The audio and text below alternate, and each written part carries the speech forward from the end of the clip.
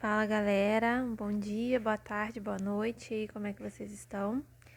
Bom, hoje vamos ler o último capítulo do livro Mulheres, Raça e Classe, da Angela Davis, onde ela vai falar sobre a obsolência das tarefas domésticas, se aproxima uma perspectiva da classe trabalhadora.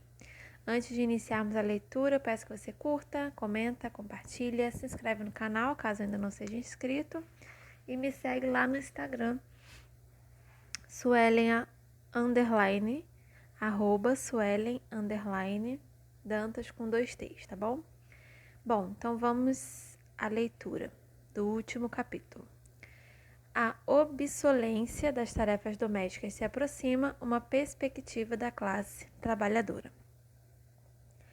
Os incontáveis afazeres que juntos são conhecidos como tarefas domésticas, cozinhar, lavar a louça, lavar a roupa, arrumar a cama, varrer o chão, ir às compras e etc., ao que tudo indica consomem em média de 3 a 4 mil horas do ano de uma dona de casa. Por mais impressionante que essa estatística seja, ela não é sequer uma estimativa da atenção constante e impossível de ser quantificada que as mães precisam dar às suas crianças. Assim como as obrigações maternas de uma mulher são aceitas como naturais, seu infinito esforço como dona de casa raramente é reconhecido no interior da família. As tarefas domésticas são, afinal de contas, praticamente invisíveis. Ninguém as percebe, exceto quando não são feitas. Notamos a cama desfeita, não o chão esfregado e lustrado. Notamos a cama desfeita, não o chão esfregado e lustrado. Invisíveis, repetitivas, exaustivas, improdutivas e nada criativas. Esses são os adjetivos que melhor capturam a natureza das tarefas domésticas.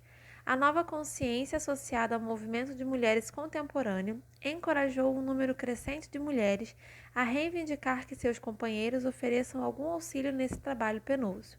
Muitos homens já começaram a colaborar com suas parceiras em casa, alguns deles até devotando o mesmo tempo que elas aos afazeres domésticos. Mas quantos desses homens se libertaram da concepção de que as tarefas domésticas são trabalho de mulher? Quantos deles não caracterizariam suas atividades de limpeza da casa como uma ajuda às suas companheiras? Se fosse possível acabar com a ideia de que as tarefas domésticas são um trabalho da mulher e, ao mesmo tempo, redistribuí-las igualmente entre homens e mulheres, esta seria uma solução satisfatória? Liberdade de sua associação exclusiva com o sexo feminino, as tarefas domésticas deixariam de ser opressivas? Embora a maioria das mulheres comemore com alegria o advento do dono de casa, desvincular o trabalho doméstico do sexo não alteraria verdadeiramente a natureza opressiva do trabalho em si. Em última análise, nem as mulheres nem os homens deveriam perder horas preciosas de vida em um trabalho que não é nem estimulante, nem criativo, nem produtivo. Um dos segredos mais bem guardados das sociedades capitalistas avançadas envolve a real possibilidade de transformar radicalmente a natureza das tarefas domésticas. Uma parte substancial das incumbências domésticas das donas de casa pode de fato ser incorporada na economia industrial. Em outras palavras, as tarefas domésticas não precisam mais ser consideradas necessárias e imutavelmente uma questão de caráter privado.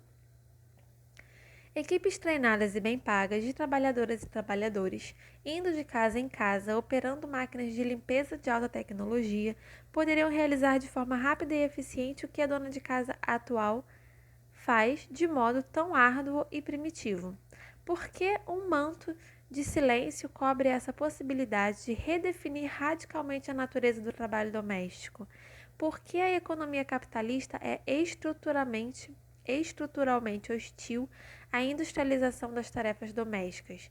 A socialização das tarefas domésticas implica amplos subsídios governamentais, a fim de garantir que se tornem acessível às famílias da classe trabalhadora, para as quais a necessidade desse serviço é mais eficiente.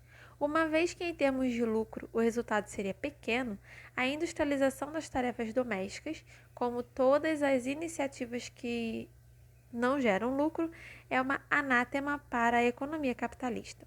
Contudo, a rápida expansão da força de trabalho feminina significa que mais e mais mulheres consideram cada vez mais difícil se destacar como donas de casa, segundo os padrões tradicionais.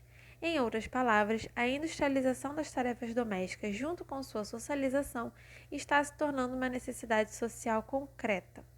As tarefas domésticas, enquanto responsabilidade individual reservada às mulheres e trabalho feminino realizado sob condições técnicas primitivas, finalmente podem estar chegando ao ponto de obsolência histórica. Embora as tarefas domésticas, como as conhecemos hoje, possam vir a se tornar velhas relíquias históricas, as atitudes sociais predominantes continuam a associar a eterna condição feminina à imagem de vassouras e pás de lixo, esfregões e baldes, aventais e fogões, vasilhas e panelas. E é verdade que o trabalho da mulher de uma era histórica e outra tem sido geralmente associado ao ambiente doméstico. Ainda assim, o trabalho doméstico feminino nem sempre foi o que é hoje, uma vez que, como todos os fenômenos sociais, as tarefas domésticas são um produto dinâmico da história humana. Da mesma forma que sistemas econômicos surgem e desaparecem, o escopo e a qualidade das tarefas domésticas passaram por transformações radicais. Como Frederick Engels argumenta em sua obra clássica A Origem da Família, da Propriedade Privada e do Estado, a desigualdade sexual como a conhecemos hoje não existia antes do advento da propriedade privada. Durante as primeiras eras da história da humanidade, a divisão sexual do trabalho no interior do sistema de produção econômica era complementar e não hierárquica. Nas sociedades em que os homens eram responsáveis por caçar animais selvagens e as mulheres por colher legumes e frutas, os dois sexos tinham incumbências econômicas igualmente essenciais à sobrevivência de sua comunidade, uma vez que durante esses períodos a comunidade era basicamente uma família estendida. O papel central das mulheres nas questões domésticas significava que elas eram adequadamente valorizadas e respeitadas como membros produtivos da comunidade. A centralidade das incumbências domésticas das mulheres nas culturas pré-capitalistas foi representada em uma experiência pessoal durante uma vida de jipe que fiz em 1973. Durante uma viagem, nada a ver. Durante uma viagem de jipe que fiz em 1973 pelas planícies de Maasai. Em uma estrada de terra isolada da Tanzânia, vi 6 mulheres Maasai que balançavam de modo enigmático uma enorme prancha na cabeça.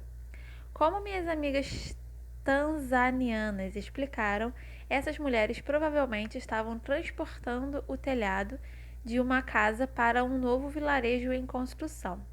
Entre o povo Maasai, vim a saber, as mulheres são responsáveis por todas as atividades domésticas, portanto também pela edificação das casas, frequentemente realocadas de seu povo nômade.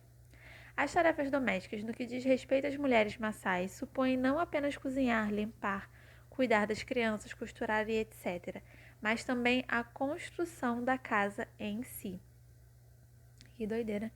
Por mais importante que sejam as tarefas pecuárias de seus companheiros, as tarefas domésticas das mulheres não são menos produtivas nem menos essenciais do que as contribuições econômicas dos homens Maasai.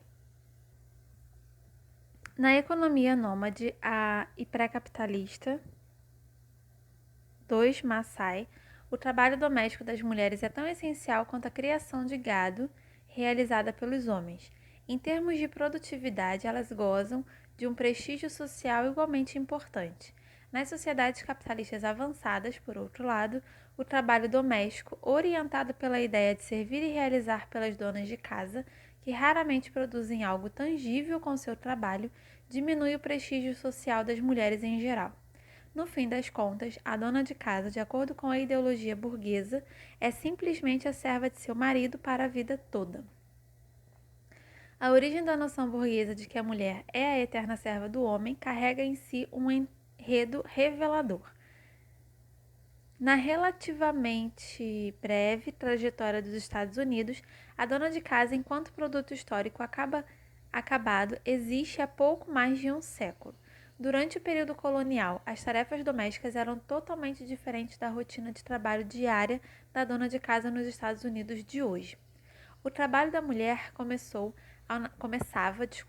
ao nascer do sol e continuava sob a luz da fogueira, pelo tempo que ela conseguisse manter os olhos abertos. Por 2 séculos, quase tudo que a família usava ou comia era produzido em casa sob sua orientação. Ela fiava e tingia o fio com que tecia o pano, que ela cortava e costurava para fazer as roupas. Ela cultivava grande parte dos alimentos que sua família comia e reservava o suficiente para os meses de inverno. Ela fazia a manteiga, o queijo, o pão, as velas, o sabão e tricotava as meias da família. Na economia agrária pré-industrial da América do Norte, uma mulher realizando seus afazeres domésticos era, portanto, fiadeira, tecelã, costureira e também padeira, produtora de manteiga, fabricante de velas e de sabão, etc, etc, etc. Na verdade, as exigências da produção doméstica deixavam pouco tempo para as incumbências que hoje nós conheceríamos como tarefas domésticas. Sem dúvida, para os padrões atuais, as mulheres do período anterior à Revolução Industrial eram administradoras do lar desleixadas. Em vez da limpeza diária ou da faxina semanal, havia a faxina de primavera. As refeições eram simples e repetitivas, as roupas não eram trocadas com frequência. A roupa suja da casa podia acumular-se e a lavagem era feita uma vez por mês, ou em algumas casas uma vez a cada 3 meses. E claro, como cada lavagem requeria carregar e esquentar vários baldes de água, padrões mais exigentes de limpeza eram facilmente desencorajados. As mulheres do período colonial não eram faxineiras ou administradoras da casa, e sim trabalhadoras completas e realizadas no interior da economia baseada na casa. Elas não apenas produziam a maioria dos artigos de que sua família precisava, como também eram protetoras da saúde da família e da comunidade. Essa responsabilidade da mulher do período colonial, colher e secar as ervas selvagens usadas como remédios, ela também atuava como médica, enfermeira e parteira em sua própria família e na comunidade. O popular livro de fórmulas e receitas da colônia trazia receitas de pratos culinários, bem como de produtos para casa e remédios. Para curar micoses, por exemplo, adquira um pouco de sanguinária, corte e coloque em vinagre, depois lave a região afetada com o líquido. A importância econômica das funções domésticas das mulheres na América colonial era complementada por seus papéis visíveis na atividade econômica fora de casa. Era perfeitamente aceitável, por exemplo, que uma mulher fosse responsável por uma taberna. Mulheres também dirigiam serrarias e moinhos, encordoavam cadeiras e faziam móveis, operavam abatedouros, estampavam algodão e outros tecidos, faziam renda, eram proprietárias e gerentes de mercearias e lojas de roupa. Trabalhavam em tabacarias, drogarias, onde vendiam poções que elas mesmas faziam, e lojas que vendiam desde alfinetes e balanças de carne. Mulheres montavam óculos, faziam redes e cordas, cortavam e costuravam artigos de couro, faziam cardas para a cardação da lã e eram até pintoras de paredes. Com frequência eram elas as coveiras da cidade. Meu Deus, homem pra quê? A onda pós-revolucionária de industrialização resultou em uma proliferação de fábricas na região nordeste do novo país. As fábricas têxteis da Nova Inglaterra foram as primeiras bem-sucedidas do sistema fabril. Como fiar e tecer eram ocupações domésticas tradicionalmente femininas, as mulheres foram as primeiras a ser recrutadas pelos donos de fábricas para operar os novos tiares a vapor. Considerando-se a subsequente exclusão das mulheres da produção industrial como um todo, trata-se de uma das grandes ironias da história econômica desse país o fato de que a mão de obra industrial pioneira foi constituída por elas. À medida que a industrialização avançava, transferindo a produção econômica da casa para a fábrica, a importância do trabalho doméstico das mulheres passou por um desgaste sistemático. Elas foram as perdedoras em duplo sentido, uma vez que seus trabalhos tradicionais foram usurpados pelas fábricas em expansão. Toda a economia se deslocou para longe da casa, deixando muitas mulheres em grande parte despojadas de papéis econômicos significativos. Em meados do século XIX, a fábrica fornecia tecidos, velas e sabão. Até mesmo a manteiga, o pão e outros artigos alimentícios começaram a ser produzidos em massa. No fim do século XIX, dificilmente alguém ainda fazia a própria goma de tecido ou fervia roupas nas caldeiras.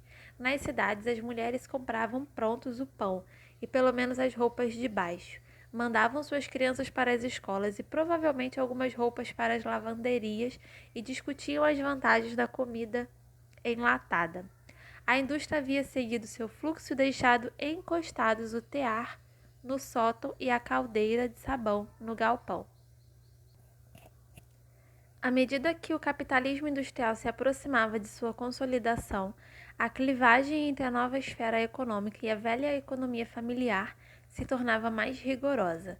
A realocação física da produção econômica provocada pela expansão do sistema fabril foi, sem dúvida, uma transformação drástica. Contudo, ainda mais radical foi a revalorização generalizada da produção necessária ao novo sistema econômico. Enquanto os bens produzidos em casa tinham valor principalmente porque satisfaziam as necessidades básicas da família, a importância das mercadorias produzidas em fábricas residia predominantemente em seu valor de troca, em seu poder de satisfazer as demandas por lucro dos empregadores. Essa revalorização da produção econômica revelou, para além da separação física entre casa e fábrica, uma fundamental separação estrutural entre a economia familiar doméstica e a economia voltada ao lucro do capitalismo. Como as tarefas domésticas não geram lucro, o trabalho doméstico foi naturalmente definido como uma forma inferior de trabalho, em comparação com a atividade assalariada capitalista. Um importante subproduto ideológico dessa transformação econômica radical foi o surgimento da dona de casa. As mulheres começaram a ser redefinidas ideologicamente como as guardiãs de uma desvalorizada vida doméstica. Como ideologia, entretanto, essa redefinição do lugar das mulheres entrava em flagrante contradição com os grandes números de mulheres imigrantes que inundavam as fileiras da classe trabalhadora no Nordeste. Essas imigrantes brancas eram, em primeiro lugar, trabalhadoras assalariadas e apenas de modo secundário, donas de casa. E havia outras mulheres, milhões de mulheres, que trabalhavam duramente fora de casa como produtoras forçadas da economia escravista do Sul. A realidade do lugar da mulher na sociedade estadunidense do século XIX envolvia as mulheres brancas cujos dias eram gastos na operação das máquinas das fábricas em troca de salários extremamente baixos, assim como certamente envolvia as mulheres negras que trabalhavam sob a coerção da escravidão. A dona de casa refletia uma realidade parcial, pois ela era, na verdade, um símbolo da prosperidade econômica de que gozavam as classes médias emergentes. Embora a dona de casa tivesse suas raízes nas condições sociais da burguesia e das classes médias, a ideologia do século XIX estabeleceu a dona de casa e a mãe como modelos universais de feminilidade. Como a propaganda popular representava a vocação de todas as mulheres em função dos papéis que elas exerciam no lar, mulheres obrigadas a trabalhar em troca de salários passaram a ser tratadas como visitantes alienígenas no mundo masculino da economia pública. Olha, fora de sua esfera natural, as mulheres não seriam tratadas como trabalhadoras assalariadas completas. O preço que pagavam envolvia longas jornadas, condições de trabalho precárias e salários repulsivamente inadequados. A exploração que sofriam era ainda mais intensa do que a de seus colegas homens. Nem é preciso dizer que o sexismo emergiu como uma fonte de sobrelucro exorbitante para os capitalistas. A separação estrutural entre a economia pública do capitalismo e a economia privada do lar tem sido continuamente reforçada pelo primitivismo obstinado do trabalho doméstico. Apesar da proliferação de utensílios para a casa, o trabalho doméstico se manteve, em termos qualitativos, inalterado pelos avanços tecnológicos introduzidos pelo capitalismo industrial.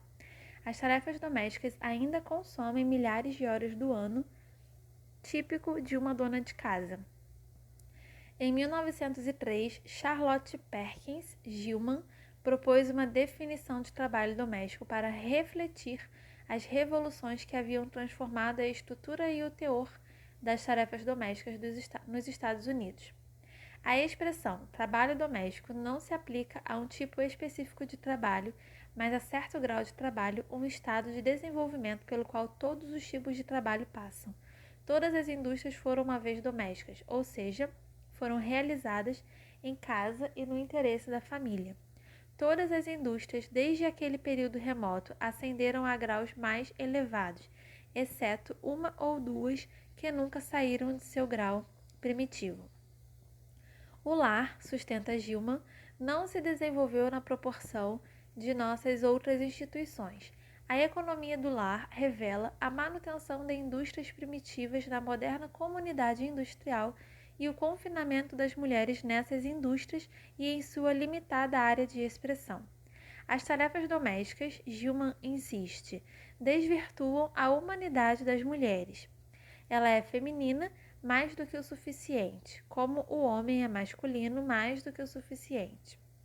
Mas ela não é humana como ele é humano. A vida em casa não traz à luz nossa humanidade, pois todas as marcas distintivas do progresso humano estão do lado de fora.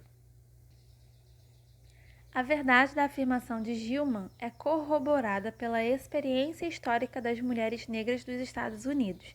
Ao longo da história do país, a maioria das mulheres negras trabalhou fora de casa. No período da escravidão, as mulheres trabalhavam arduamente ao lado de seus companheiros nas lavouras de algodão e tabaco. E quando a indústria se transferiu para o sul, elas podiam ser vistas nas fábricas de tabaco, nas refinarias de açúcar e até nas serrarias e em equipes que forjavam o aço para as ferrovias. No trabalho, as mulheres escravizadas eram equivalentes a seus companheiros, porque elas sofriam uma dura igualdade sexual no trabalho, gozavam de maior igualdade sexual em casa, na senzala, do que suas irmãs brancas que eram donas de casa.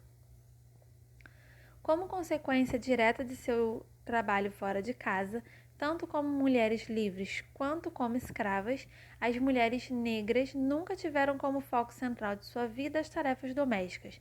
Elas escaparam em grande medida ao dano psicológico que o capitalismo industrial impôs às donas de casa brancas de classe média, cujas supostas virtudes eram a fraqueza feminina e a submissão de esposa. As mulheres negras dificilmente poderiam lutar por fraqueza. Elas tiveram de se tornar fortes porque sua família e sua comunidade precisavam de sua força para sobreviver. A prova das forças acumuladas que as mulheres negras forjaram por meio do trabalho e mais trabalho, pode ser encontrada nas contribuições de muitos líderes importantes que surgiram no interior da comunidade negra. Harriet Tubman, Sojourner Truth, Ida Wells e Rosa Parks não são mulheres negras excepcionais na medida em que são epítomes da condição da mulher negra. As mulheres negras, entretanto, pagaram um preço alto pelas forças que adquiriram e pela relativa independência de que gozavam.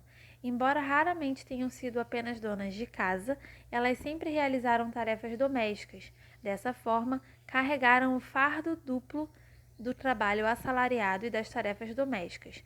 Um fardo duplo que sempre exige que as trabalhadoras possuam a capacidade de perseverança de Sísifo, como W. E. B. Du Bois observou em 1920. Algumas poucas mulheres nascem livres e algumas, entre insultos e acusações de adultérios, conquistam a liberdade. Mas a liberdade foi empurrada com desdém sobre nossas mulheres de pele negra.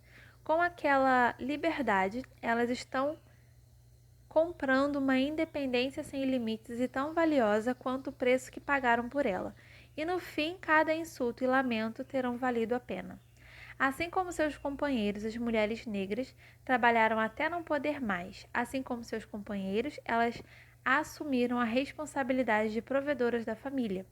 As qualidades femininas não ortodoxas da assertividade e da independência, pelas quais as mulheres negras têm sido frequentemente elogiadas, mas mais comumente censuradas, são reflexos de seu trabalho e de suas batalhas fora de casa. No entanto, da mesma maneira que suas irmãs brancas, chamadas de dona de casa, elas cozinharam e limparam, além de alimentar e educar incontáveis crianças.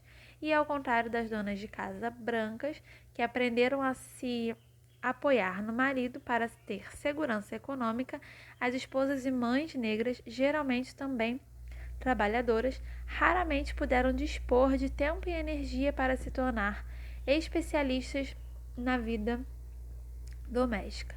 Como suas irmãs brancas da classe trabalhadora, que também carregam o fardo duplo de trabalhar para sobreviver e de servir a seu marido e as suas crianças, as mulheres negras há muito, muito tempo precisam ser aliviadas dessa situação opressiva.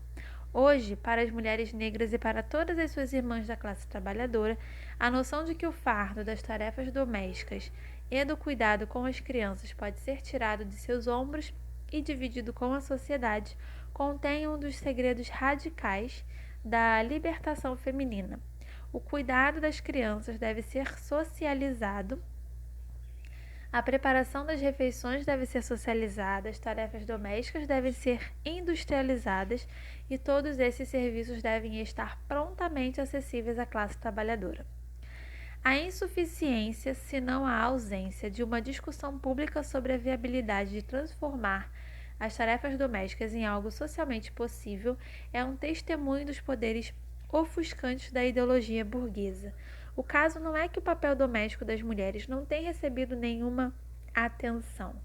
Pelo contrário, o movimento de mulheres contemporâneo tem representado as tarefas domésticas como elementos essenciais da opressão feminina. Há inclusive um movimento em vários países capitalistas cuja principal preocupação é a situação de opressão das donas de casa.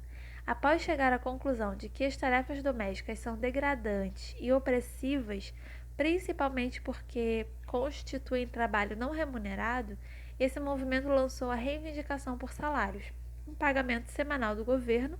Argumentam os ativistas, é a chave para melhorar a condição da dona de casa e a posição social das mulheres em geral.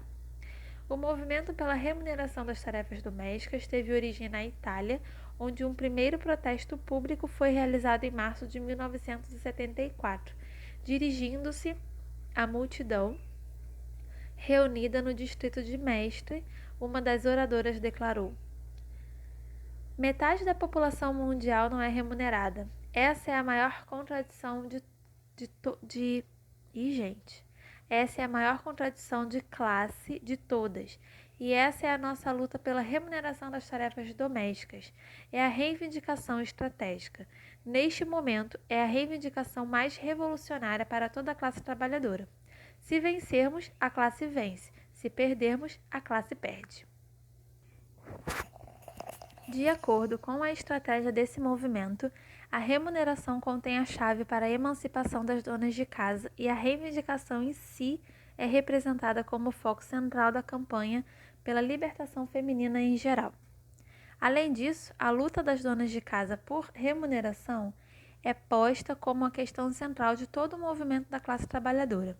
As origens teóricas do movimento pela remuneração das tarefas domésticas podem ser encontradas em um ensaio de Maria Rosa Dalla Costa intitulado As Mulheres e a Subversão da Comunidade. Nesse texto, Dalla Costa defende uma redefinição das tarefas domésticas com base em sua tese de que o caráter privado dos serviços da casa é, na verdade, uma ilusão. A dona de casa insiste, apenas parece estar cuidando das necessidades privadas de seu marido e de suas crianças, mas os reais beneficiários de seus serviços são o atual empregador de seu marido e os futuros empregadores de suas crianças. A mulher tem sido isolada em casa, forçada a realizar um trabalho considerado não qualificado, o trabalho de dar à luz, criar, disciplinar e servir o trabalhador produtivo. Seu papel no ciclo de produção permaneceu invisível, porque apenas o produto de seu trabalho, o trabalhador, era visível. A reivindicação de que a dona de casa seja paga é baseada na suposição de que ela produz uma mercadoria tão importante e valiosa quanto as mercadorias que seu marido produz no emprego. Adotando a lógica de Dalla Costa, o movimento pela remuneração das tarefas domésticas define as donas de casa como criadoras da força de trabalho vendida pelos membros de sua família como mercadoria no mercado capitalista. Dalla Costa não foi a primeira teórica a propor essa análise da opressão das mulheres. Tanto Mary Iman, em Defesa da Mulher, quanto Margaret Benston, em A Economia Política da Libertação Feminina, definem as tarefas domésticas de modo a estabelecer as mulheres como uma classe especial de mão de obra explorada pelo capitalismo chamada donas de casa. Os papéis das mulheres na procriação, criação da prole e manutenção da casa possibilitam que os membros de sua família trabalhem, trocando sua força de trabalho por salários. E isso dificilmente pode ser negado, mas disso decorre automaticamente que as mulheres em geral, independentemente de sua classe e raça, sejam definidas de modo fundamental por suas funções domésticas. Disso decorre automaticamente o fato de que a dona de casa é realmente a trabalhadora secreta no interior do processo de produção capitalista. Se a Revolução Industrial resultou na separação estrutural entre a economia doméstica e a economia pública, então as tarefas domésticas não podem ser definidas como um componente integrante da produção capitalista. Elas estão mais exatamente relacionadas com a produção no sentido de uma pré-condição. O empregador não está minimamente preocupado com o modo como a força de trabalho é produzida e mantida. Ele só se preocupa com sua disponibilidade e capacidade de gerar lucro. Em outras palavras, o processo de produção capitalista pressupõe a existência de um conjunto de trabalhadoras e trabalhadores exploráveis. A reposição da força de trabalho não é parte do processo de produção social, mas seu pré-requisito. Ela acontece fora do processo de trabalho. Sua função é a manutenção da existência humana, que é o objeto final da produção em todas as sociedades. Na sociedade sul-africana, onde o racismo levou a exploração econômica a seus limites mais brutais, a economia capitalista distorce sua separação estrutural em relação à vida doméstica de um modo tipicamente violento. Os arquitetos sociais do apartheid simplesmente determinaram que a mão de obra negra rende lucros mais altos quando a vida doméstica é descartada por completo. Os homens negros são vistos como unidades de trabalho cujo potencial produtivo os torna valiosos para a classe capitalista, mas sua esposa e suas crianças são apêndices supérfluos, improdutivos de modo que as mulheres não são nada além de acessórios para a capacidade de procriação da unidade de trabalho negra masculina. Misericórdia! Essa caracterização das mulheres sul-africanas como apêndices supérfluos está longe de ser uma metáfora. De acordo com a lei local, mulheres negras desempregadas são banidas das áreas brancas, 87% do país, e mesmo na maioria dos casos das cidades em que seus maridos moram e trabalham.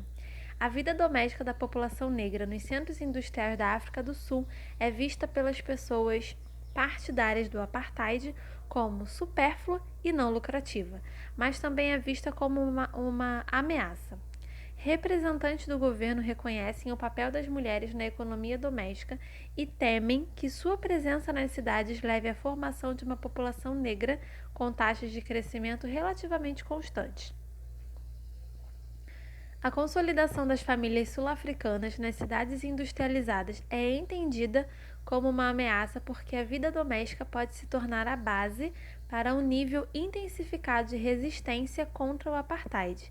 Essa é, sem dúvida, a razão pela qual números elevados de mulheres com permissão de residência nas áreas brancas são levados a viver em albergues exclusivamente femininos. Tanto mulheres casadas quanto solteiras acabam morando nesses locais. Neles, a vida familiar é proibida com rigor. Marido e esposa não podem visitar um ao outro, e nem a mãe e nem o pai podem receber visitas de suas crianças. Essa agressão intensa às famílias negras da África do Sul já deu resultado, pois apenas 28,2% delas atualmente optam pelo casamento.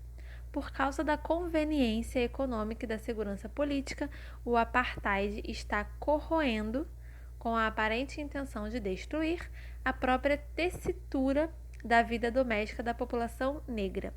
Assim, o capitalismo sul-africano demonstra de modo flagrante o quanto a economia capitalista é totalmente dependente do trabalho doméstico. A dissolução deliberada da vida familiar na África do Sul não poderia ter sido empreendida pelo governo caso fosse realmente verdade que os serviços realizados pelas mulheres em casa são um componente essencial do trabalho remunerado no capitalismo. O fato de que a vida doméstica pode ser descartada pela versão sul-africana do capitalismo é consequência da separação entre a economia doméstica privada e o processo público de produção que caracteriza a sociedade capitalista em geral. Parece inútil argumentar que, com base na lógica interna do capitalismo, as mulheres devem ser remuneradas pelas tarefas domésticas.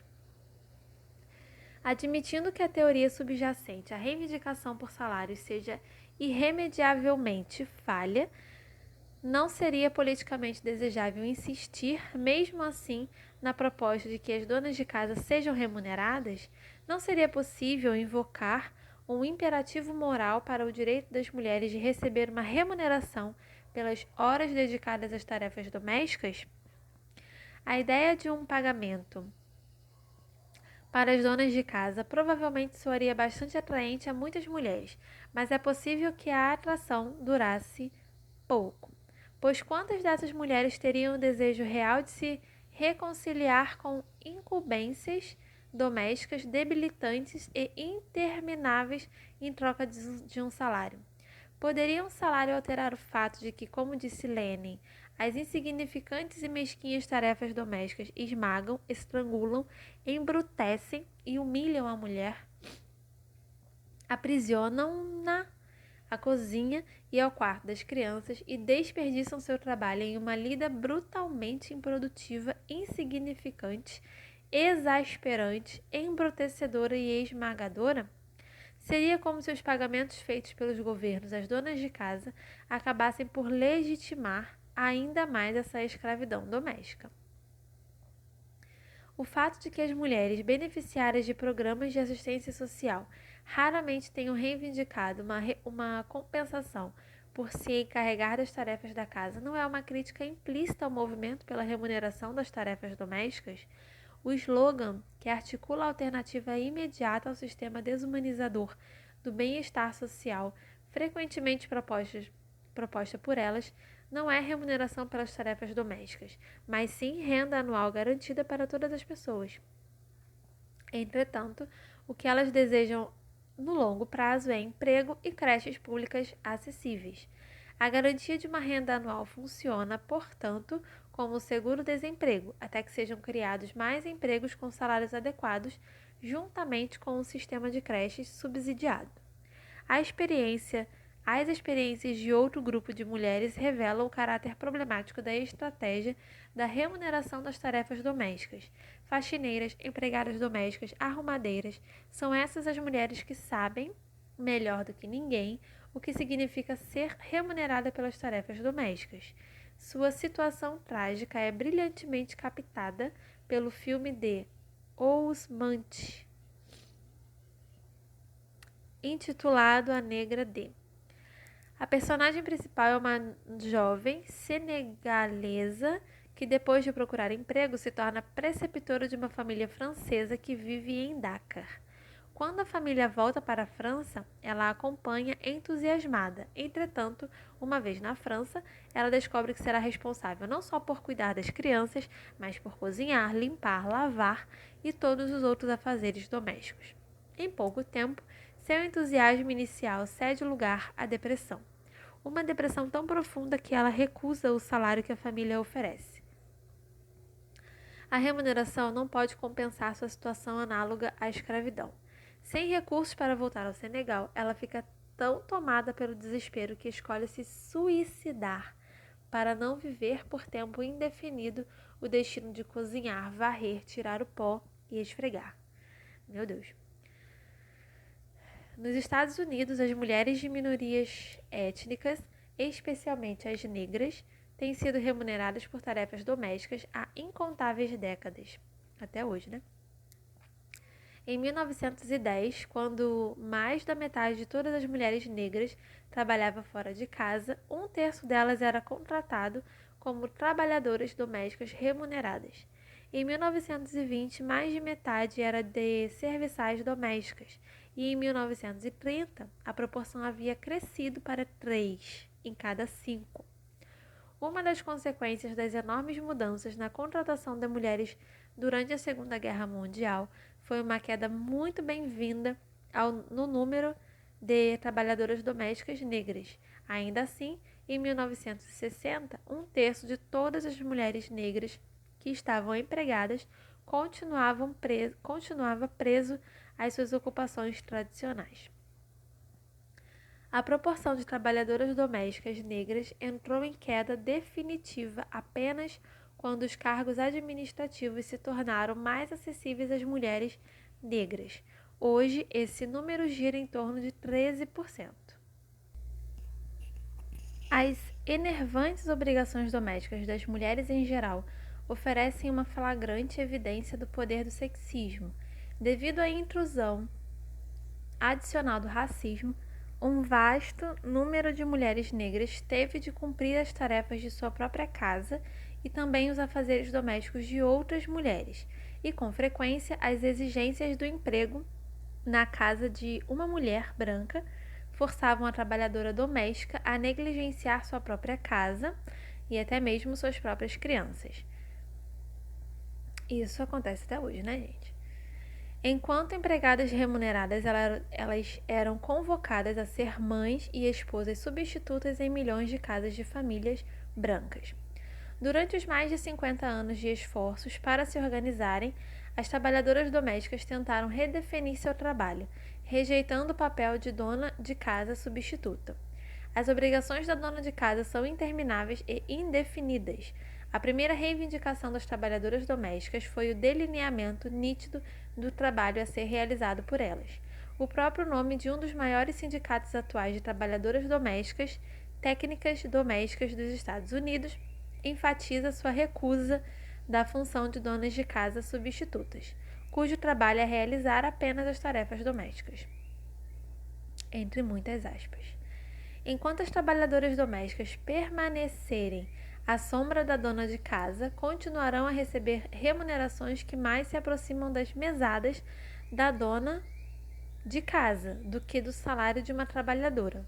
De acordo com o Comitê Nacional do Emprego Doméstico, uma técnica doméstica trabalhando em período integral recebeu, em média, apenas $2.732 em 1976, e 2/3 delas receberam menos de $2.000, embora a proteção oferecida pela Lei do Salário Mínimo tenha sido estendida às trabalhadoras domésticas muitos anos antes, em 1976. Em 1976, uma cifra alarmante de 40% delas ainda recebia salários excessivamente inferiores. O movimento pela remuneração das tarefas domésticas parte do princípio de que, se as mulheres forem pagas para ser donas de casa, elas consequentemente gozarão de uma condição social mais elevada. Uma história bem diferente é contada pelas antigas lutas das trabalhadoras domésticas remuneradas, cuja condição é mais miserável do que a de qualquer outro grupo profissional no capitalismo. Hoje, mais de 50% de todas as mulheres dos Estados Unidos trabalham para sobreviver, e elas constituem 41% da força de trabalho no país. Ainda assim, no momento, uma quantidade imensurável de mulheres não conseguem encontrar empregos decentes. Como o racismo, o sexismo é uma das grandes justificativas para as elevadas taxas de desemprego entre mulheres. Muitas delas são apenas donas de casa, porque na verdade são trabalhadoras desempregadas. Portanto, o papel de apenas dona de casa não seria desafiado de modo mais efetivo pela reivindicação de empregos para as mulheres em um nível de igualdade com os homens, bem como pela pressão por serviços sociais, creches, por exemplo, e benefícios trabalhistas, licença maternidade e etc., que permitiriam que mais mulheres trabalhassem fora de casa? Foi uma pergunta.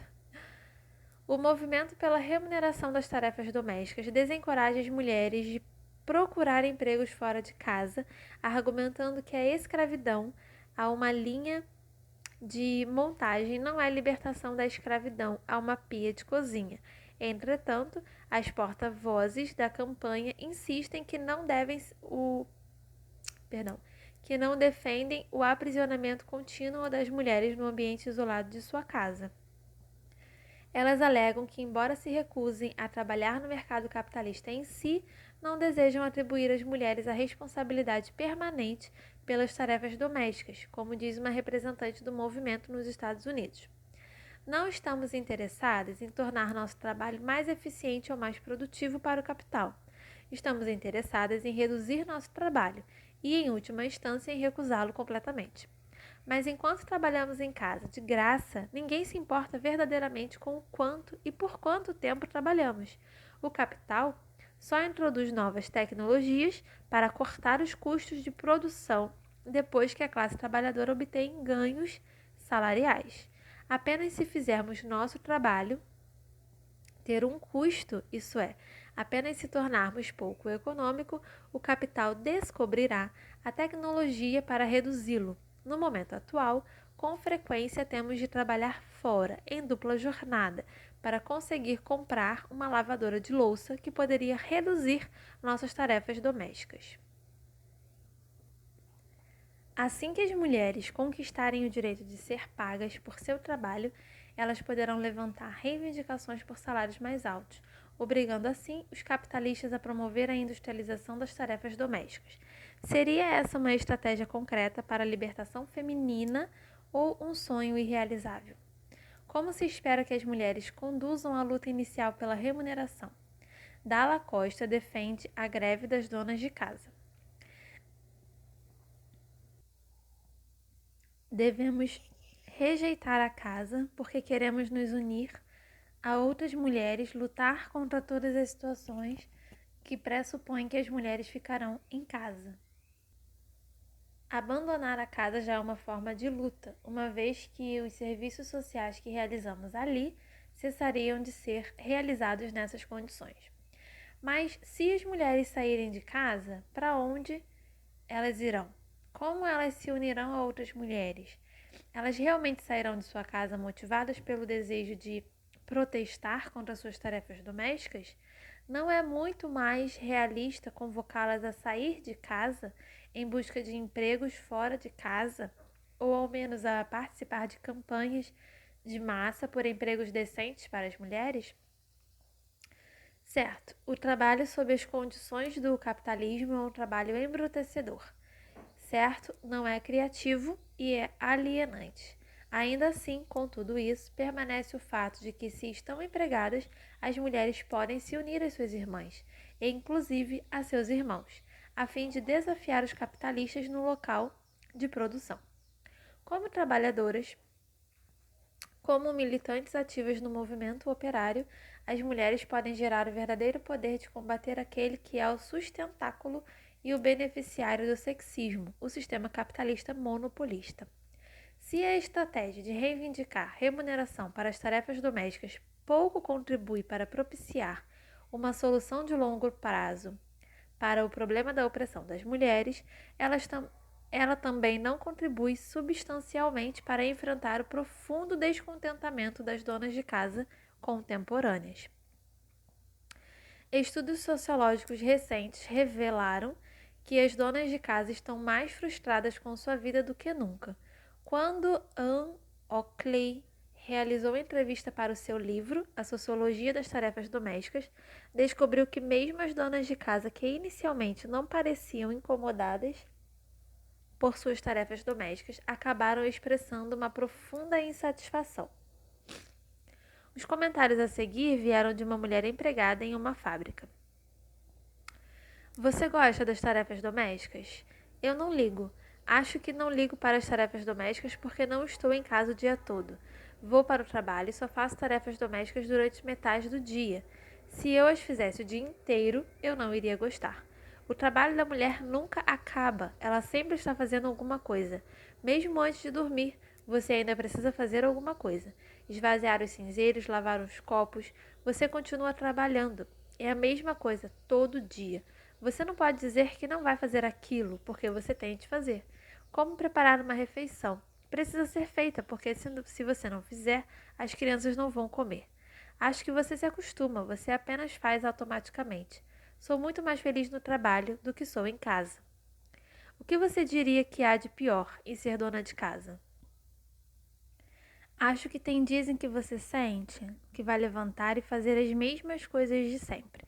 Você fica entediada, presa à mesma rotina. Imagino que, se você perguntar a qualquer dona de casa se ela for honesta, vai dizer que se sente como uma criada a metade do tempo. Todas pensam quando levantam de manhã: ah, não, tenho as mesmas coisas de sempre para fazer hoje, até a hora de ir para a cama à noite. É fazer as mesmas coisas. Tédio. Os salários diminuiriam esse tédio? Essa mulher certamente diria que não. Uma dona de casa em tempo integral contou a Oakley sobre o caráter compulsivo das tarefas domésticas. Acho que o pior é que você tem de fazer o trabalho porque você está em casa. Mesmo que eu tenha a opção de não fazê-lo, não sinto que poderia realmente não fazê-lo, que sinto que devo fazê-lo. Provavelmente, ser remunerada para fazer esse trabalho agravaria a obsessão dessa mulher. Oakley chegou à conclusão de que as tarefas domésticas, particularmente quando são ocupações de tempo integral, invadem a personalidade da dona de casa tão profundamente que não é possível distingui-la de seu trabalho. Em um sentido determinante, a dona de casa é seu trabalho. A separação entre os elementos subjetivos e objetivos nessa situação é intrinsecamente mais difícil. Com frequência, a consequência psicológica é uma personalidade tragicamente reprimida, assombrada pelo sentimento de inferioridade. A libertação psicológica dificilmente pode ser atingida com a simples remuneração da dona de casa. Outros estudos sociológicos confirmaram o agudo desencantamento sofrido pelas donas de casa contemporâneas. Quando Mira Ferri entrevistou mais de 100 mulheres em uma comunidade operária próxima a Boston, quase o dobro das donas de casa em relação às mulheres que trabalhavam fora revelaram estar insatisfeitas com sua vida. Não é preciso dizer que muitos das trabalhadoras não tinham um emprego inerentemente gratificante. Eram garçonetes, operárias, datilógrafas, vendedoras de loja, de departamentos e supermercados e etc. Ainda assim, a possibilidade de deixar o isolamento de sua casa, sair e ver outras pessoas, era tão importante para elas quanto seus ganhos. Será que as donas de casa, que sentem estar ficando loucas dentro de casa, receberiam bem a ideia de ser pagas por aquilo que as deixa loucas? Uma mulher reclamou que ficar em casa o dia todo é como estar na cadeia. Será que a remuneração derrubaria as paredes de sua cela? O único caminho realista para escapar dessa cadeia é procurar um emprego fora de casa. Hoje, mais de 50% de todas as mulheres dos Estados Unidos trabalham, e cada uma dessas mulheres é um forte argumento para que o peso das tarefas domésticas seja aliviado. Na verdade, iniciativas capitalistas já começaram a explorar as novas necessidades históricas que as mulheres têm de se emancipar de seus papéis, como donas de casa. Cadeias de fast food que geram lucros ilimitados, como McDonald's e Kentucky Fried Chicken, o KFC, são testemunhas de que mais mulheres trabalhando significa menos refeições preparadas em casa diariamente. Por mais insípida e sem nutrientes que seja sua comida, por mais explorada que seja sua mão de obra, essas empresas de fast food chamam a atenção para a cada vez mais próximas obsolescência da dona de casa. O que é necessário, claro, são novas instituições sociais que assumam uma boa parcela das velhas obrigações da dona de casa. Esse é o desafio que emana das fileiras cada vez maiores de mulheres da classe trabalhadora. A reivindicação pelo atendimento universal e subsidiado em creches é uma consequência direta do número crescente de mães trabalhadoras. E à medida que mais mulheres se organizam em torno da reivindicação por mais empregos em termos de completa igualdade com os homens, questões sérias são cada vez mais levantadas a respeito da viabilidade futura das obrigações das mulheres como donas de casa. É bem verdade que a escravidão a uma linha de montagem não é em si a libertação da pia da cozinha, mas a linha de montagem, sem dúvida, é o mais poderoso incentivo para que a mulher pressione pela eliminação de sua antiga escravidão doméstica. A abolição das tarefas domésticas enquanto responsabilidade privada e individual das mulheres é claramente um objeto estratégico da libertação feminina, mas a socialização das tarefas domésticas, incluindo o preparo das refeições e o cuidado das crianças, pressupõe colocar um fim ao domínio do desejo de lucro sobre a economia. Os únicos passos significativos na direção da eliminação da escravidão doméstica foram dados, de fato, pelos países socialistas atuais. As trabalhadoras, portanto, têm um interesse vital e particular na luta pelo socialismo. Além disso, no capitalismo, as campanhas por empregos em base de igualdade com os homens, combinadas com movimentos pela criação de instituições como creches subsidiadas pelo poder público, contêm um potencial revolucionário e explosivo. Essa estratégia coloca em dúvida a validade do capitalismo monopolista e deve, em última análise, apontar na direção do socialismo. E é isso, galera. Esse foi o último capítulo desse livro maravilhoso, Mulheres, Raça e Classe, da Angela Davis. Informações muito importantes aqui pra gente. Bom, lembrando, eu vou deixar aí na descrição do vídeo o link em caso você queira adquirir esse livro físico, tá bom? Ele em mãos. Curta, compartilha, comenta, me segue lá no Instagram, @Sueli_Dantas com 2 T's. E até o próximo livro. Um beijão e tchau, tchau.